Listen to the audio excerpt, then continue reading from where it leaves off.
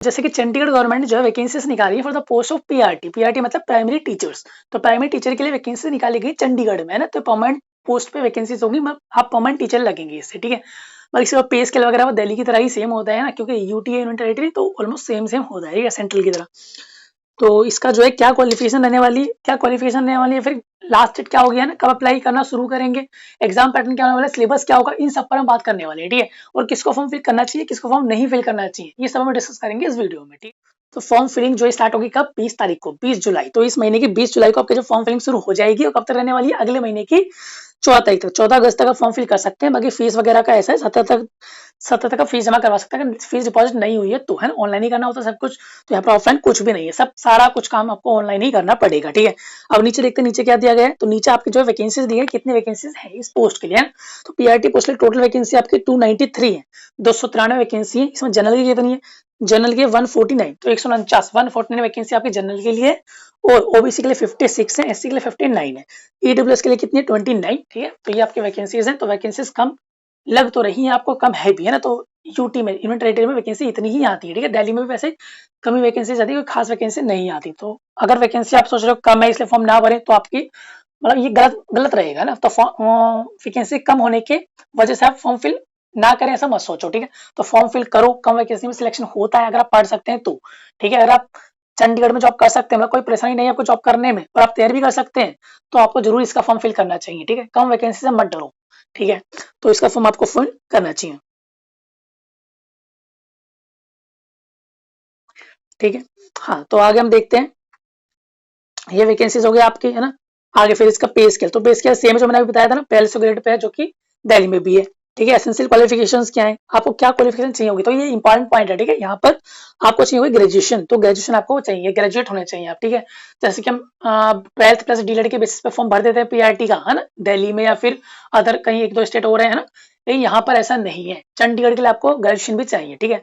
तो 12th plus graduation plus आपका DElEd होना चाहिए, तभी आप फॉर्म फिल कर पाएंगे। तो ग्रेजुएशन नहीं है तो फॉर्म फिल नहीं कर पाएंगे, ठीक है। तो पहला पॉइंट आपका क्या है, ग्रेजुएशन आपकी कंप्लीट होनी चाहिए। दूसरा, आपने 2 इयर्स का डीएलएड करा होना चाहिए, डिप्लोमा इन एलिमेंट्री एजुकेशन, ठीक है। डिप्लोमा इन एलिमेंट्री एजुकेशन आपने करा हो 2 साल का, कम से कम 2 साल का, ठीक है। जैसे 2 साल का ही होता है ना, कहीं कहीं 1 साल का भी होता है, तो वो यहाँ पर वैलिड नहीं होगा, ठीक है। 1 साल वाला डीएलएड यहाँ पर वैलिड नहीं है, 2 साल वाला ही चलेगा, ठीक है। नेक्स्ट हमारा बीएड, तो बीएड वाले कैंडिडेट भी इसके लिए अप्लाई कर सकते हैं। तो अगर आपने डीएड की जगह बीएड किया हुआ है, तब भी आप इसके लिए एलिजिबल है, आप इसका फॉर्म फिल कर सकते हैं, ठीक है। बीएड वालों को यहाँ पर मौका दिया गया है, हालांकि बहुत सी जगह मिल रहा है बीएड वालों को भी मौका, ठीक है।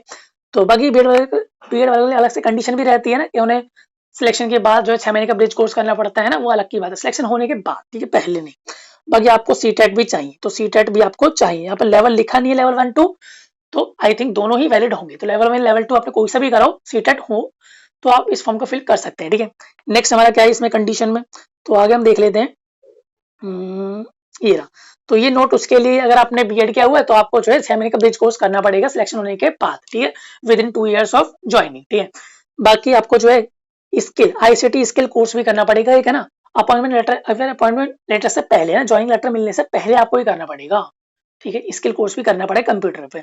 नेक्स्ट, सिलेक्शन क्राइटेरिया, तो आपका जो सिलेक्शन क्राइटेरिया क्या रहने वाला है, किस तरीके से आप जो सिलेक्ट होंगे। तो आप जो है एक एग्जाम देंगे, वो एग्जाम कितने मार्क्स का, 150 मार्क्स का एग्जाम होगा, 150 ही क्वेश्चन आएंगे, मतलब एक क्वेश्चन 1 नंबर का होगा, ठीक है। एक क्वेश्चन 1 नंबर का होगा, और यहाँ पर नेगेटिव मार्किंग भी रहने वाली है, तो 0.25 की नेगेटिव मार्किंग होगी, ठीक है। तो 150 मार्क्स और 150 ही क्वेश्चन होंगे, ठीक है।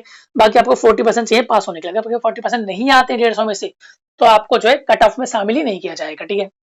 तो बाकी 150 का जो ब्रेकअप कैसे, क्वेश्चन किस टाइप के कितने कितने आएंगे, तो आपके जीके जनरल अवेयरनेस के कितने आएंगे, 15 क्वेश्चन आएंगे, है ना, इसमें सब कुछ शामिल हो जाएगा। जनरल एबिलिटी मतलब रीजनिंग के कितने आएंगे, 15 आएंगे। अर्थमेटिक एंड न्यूमेरिकल एबिलिटीज, तो ये मैथमेटिक्स हो गई, कौन सी वाली, कॉम्पिटेटिव वाली। तो कॉम्पिटेटिव मैथमेटिक्स आएगी, लाइक वर्क एंड टाइम, है ना, ट्रेन वेरिएंट वाले, तो उस तरीके के क्वेश्चन कितने आएंगे, 15 आएंगे। टीचिंग एप्टीट्यूड मतलब आपका सीडीपी पेडागोजी टाइप, वो कितना आएगा, 15 क्वेश्चन आएंगे। नेक्स्ट हमारा आईसीटी, तो आईसीटी के 15 क्वेश्चन आएंगे। तो मतलब कंप्यूटर आप नहीं छोड़ सकते, इसलिए आपसे वो कोर्स मांग रहे थे, ठीक है।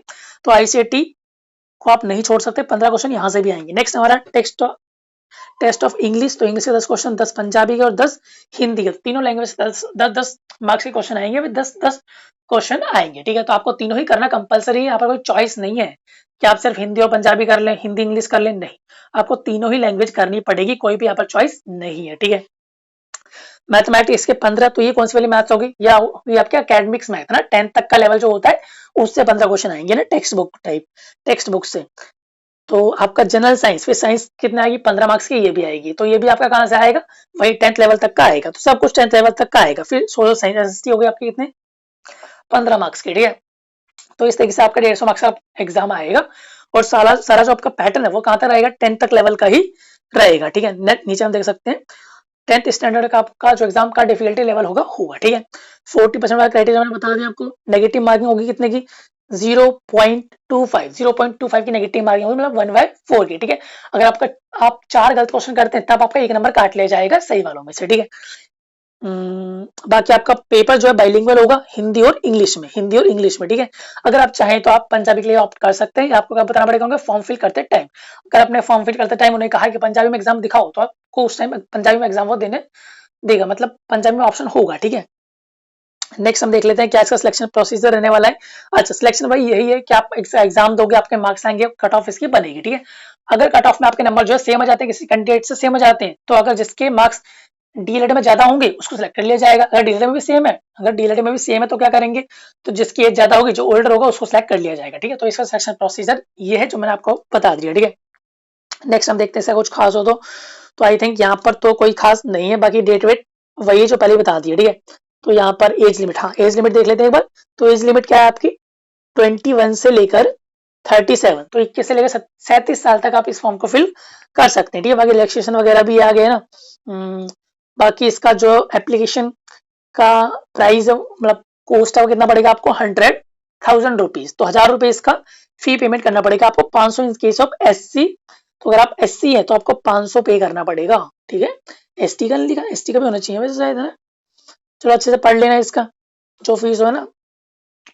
हाँ आगे हम देखते हैं ये वाला, ये तो मतलब सेम ही है जो वो पीछे दिया गया था, वही डाटा यहाँ पर फिर से गिवन है, तो यहाँ पर मतलब कोई भी इंपॉर्टेंट बात आगे नहीं आई थिंक। फोर्थ देख लेते हैं एक बार, फोर्थ पेज पे कुछ है क्या, तो फोर्थ पेज पे भी कुछ खास नहीं है, ठीक है। बाकी फॉर्म कहाँ से फिल करना है वो तो मैं आपको बता ही दूंगा, है ना। जब इसका डेट आएगा तो मैं आपको बता दूंगा कहाँ से फॉर्म फिल करना है, ठीक है। अभी तो फॉर्म फिलिंग चालू ही नहीं हुई है, कब से चालू हो गई, 20 तारीख से, तो 20 तारीख के आसपास मैं आपको बता दूंगा फॉर्म फिल आपको कहाँ से करना है, ठीक है। बाकी अगर आपको इसके सिलेबस वगैरह पे कि सिलेबस वगैरह कहाँ से आएगा, कि मतलब किस तरीके से पढ़ सकते हैं हम, किस तरीके से प्रिपरेशन कर सकते हैं, अगर इसकी रिगार्डिंग आपको वीडियो चाहिए तो आप मुझे बता सकते हैं। ज्यादा लोगों के कमेंट आएंगे, फिर ज्यादा लोग बोलेंगे तो इसकी रिगार्डिंग वीडियो बना लेंगे, ठीक है। कि आप किस टॉपिक को, किस सब्जेक्ट को कहाँ से प्रिपेयर कर सकते हैं इस एग्जाम के लिए, ठीक है। तो ऑल द बेस्ट, करते रहिए तैयारी, मिलते हैं नेक्स्ट वीडियो, तब तक के लिए बाय।